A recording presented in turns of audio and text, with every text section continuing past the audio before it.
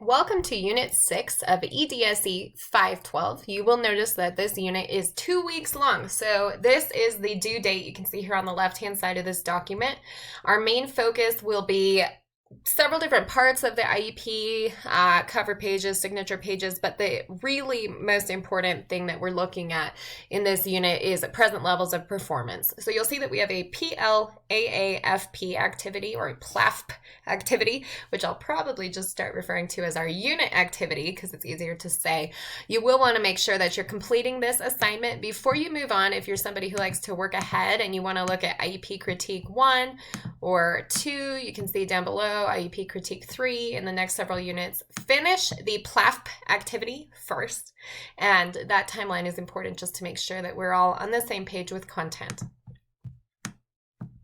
So there is also a midterm feedback survey you can complete in this unit. That feedback is very helpful. We want to hear your input. So it is not for a grade, but consider taking the time. We appreciate you doing that. There is our Unit 6 PowerPoint lecture. It does offer some guidance on relevant terms and timelines, so please do look through. It is 63 pages long, so we're not going to be going through it word for word right now, but it does provide important information about the days that we have or the timelines, for instance, for a review versus a reevaluation, and how much time we have from consent to the point of evaluation. So those timelines are valuable to make sure that we're on track legally for compliance. You'll see the initial IEP versus the IEP review.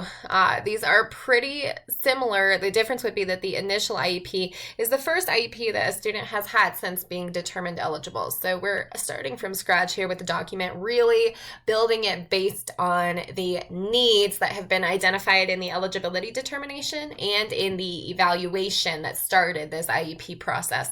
So needs drive goals, drive services, and in some areas they refer to this as the golden thread of the IEP. What needs have been identified? What goals then can be developed from those needs, and how will those goals connect to and relate to the services that we are designing for the student? So keep in mind as we move forward in this course, needs drive goals, drive services. So you'll see the initial IEP is the first one based on the results of that eligibility determination and evaluation that was conducted.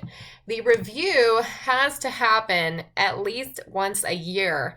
They used to call it an annual, but now we're calling it a review. And the reason is that they may happen more frequently. Why would they happen more frequently? Because something has changed, for instance, or if a family requests an IEP review. If a student is in a placement and starts to really struggle and do poorly and is not making progress and we have significant concerns, we may conduct an IEP review to check and make sure that services and goals are appropriate, or even initiate a reevaluation if we need to consider a change of placement, for instance, and move to a center-based program, perhaps to a separate school. So the review IEP is based upon the previous IEP in place, and the initial would be started after that evaluation and eligibility determination.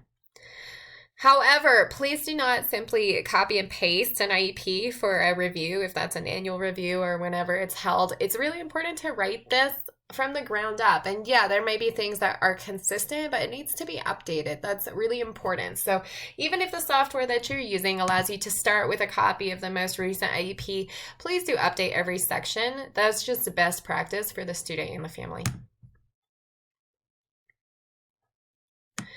You'll see that there is a list here for IEP team members. It's also good to look, I believe that on page 28, and this is the CDE IEP team member document.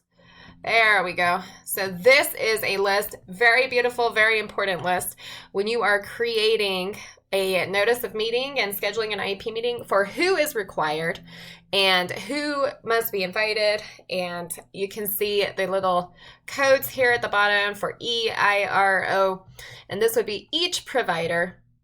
Okay, so we're looking at the initial and eligibility versus the annual review versus a re-eval or a transition IEP.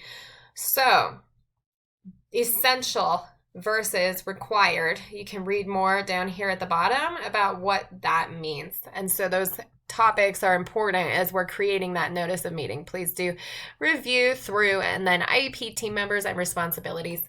So if you have any trouble finding this, you can just go to Google and search Colorado Department of Education IEP procedural guidance, and you'll find this lengthy PDF document. It is 158 pages long. So this will provide you with information about everybody who comes to the meeting and what their roles are before, during, and after. Do review that procedural guidance handbook, particularly for required team members. There's also information here on the IEP cover page and everything that's important to include. The dates, you'll see guidance here regarding disability, homeschool, school for service, or school of attendance. So that will be included along with the signature page. This is very important. And each school and district is looking at a different procedure, particularly if remote meetings are being held at this time. So be sure that wherever you're working or plan to work, that you're aware of how signatures will work in that situation, because those signatures are important for a person to state that they have been present at the meeting. Present levels of performance. Okay, so the IEP must share information on the student's present levels of performance, how the disability is impacting the child with that access of general education content, the access to that content. So what is going on for that student, and what does this mean for the student in the educational setting? So we need to look at all areas of need. Okay, summarize the most recent evaluation. Identify the strengths and the needs of the student. This could be based upon attendance records, a grade check with information about higher or lower grades and what factors are contributing to those. This could also be related to teacher reports, baseline data, so progress reports that have been taken on IEP goals for the past school year, and then current progress monitoring for those IEP goals, and information about students' engagement or involvement in general education classes or curriculum. If the state or the district has conducted assessment and you have those scores, those can be valuable to integrate in the present levels of performance section as well. So Colorado academic standards, we'll want to make sure that we are familiar with these, because we do need standards aligned IEPs. They can be accessed in many different formats here, but we'll just click Colorado academic standards online. Let's say that I want to look at reading, writing, and communication for 9th and 10th grade, for instance. And I could be looking at reading if I want to know what the standards are for comprehension. For example, here I can access 3 different main areas, and I'm saying comprehension. Okay, so how about logical progression of ideas in increasingly complex texts? And I can see what's expected for prepared graduates at the 9th and 10th grade level, evidence outcomes, and the essential skills, questions, and reasoning skills. So the reason that we're taking a look at this right now, and you can see many different examples here, evidence outcomes, for instance, we're taking a look at this because as we go back to the Canvas module, we'll be reminded that IEPs must be based on academic standards when we're creating goals. Even if a student is not performing at grade level, we want to write standards aligned IEPs. So this is just a reminder as we get started. We'll be moving with more depth into this as we move on in the course, but you really will want to keep the goals that you are writing, whether they be academic or in perhaps a different area. You might be looking at self-determination, for instance. You want to keep those goals in alignment with Colorado academic standards. Browse through the standards. They're pretty interesting to review. You can even review standards outside of the strict academic area. Take a look at those comprehensive health standards. Those can be quite fascinating. When you're aware of what's expected of students, it can help with effective instruction, goal writing, IEP development across content areas. So just be browsing those as you go. There are a couple websites included. Parent resource, Cancel for Exceptional Children is always a good one to review. So you have the opportunity to look at those here in Unit 6 as well. Slideshows about contents of IEPs and IEP team meetings. So this is more information for you on who's required to be at the IEP and why. And here are some materials related to the development of the present levels of performance section of the IEP. So this will help you to prepare for your assignment. Remember, with the standards aligned IEP, we're aligning directly to state standards.